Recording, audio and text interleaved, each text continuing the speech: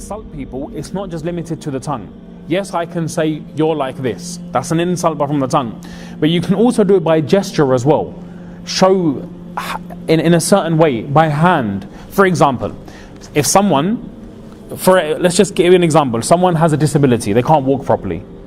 You don't say nothing to them, but you're walking in a funny way to ridicule them. That's also forbidden from this verse as well. لا يسخر قوم من قوم.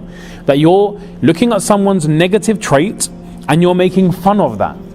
That is impermissible, whether it's by the tongue, whether it's by the hand, whether it's by gesture, whether it's by acting.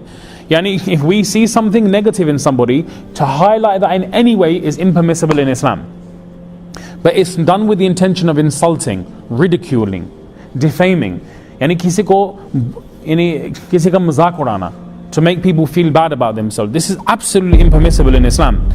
And I'll also add this as well, which is common amongst our society, especially amongst us all that are born here. And you guys may have faced this, right? So don't be defensive. I've experienced this in my family, that whenever someone tries to speak a bit of English, we ridicule their English. And I say we, meaning us who are born here.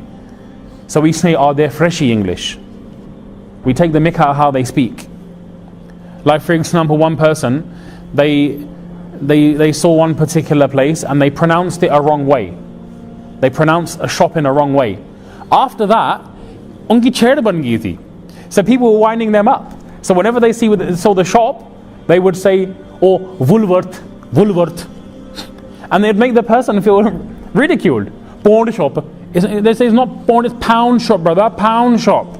But the way you're talking is disrespectful. That's also la yaskhar qawmun min qawm.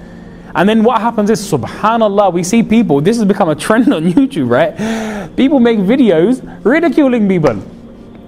And even Muslims fall into this. And now, alhamdulillah, we've got less YouTubers that do this, but yet we'll like the video, subscribe, make a meme. This isn't the quality of a Muslim. And I say this because we have family who are from abroad. When someone comes, if you ridicule them for their English, they become defensive. Now they don't want to speak English in front of anybody. Why? Because if I say the wrong thing, they're going to ridicule me and take the mick out of me. So they stay dumb, meaning that dumb is in the sense not speaking. They pretend that they can't speak. They show themselves as not able to converse, because if they say the wrong thing, you're going to get ridiculed. Does everyone understand where I'm coming from? Okay? So there's a certain way of pronouncing a certain thing. And unfortunately, because of us, we're born here, right? We can speak English better than the brothers who come from abroad, but that doesn't give us the right to ridicule people. And that's what the verse is saying. Asa yakunu khayran minhum. Don't think just because they can't speak English as good as you that you got to ridicule them. They may be better than you. Well, you think you got that fazilat because you can speak English? How do you know? Well, just because you can speak a bit of English, just because you got a red passport, just because you got a business, just because you got a bit of money. They only came here now, you came here 20 years ago. Then what does that make you better, does it? No, only Allah knows who's good and who's not. So I feel this because I have relatives and they've gone through this, and we hear about this as well. So it's our duty to highlight this.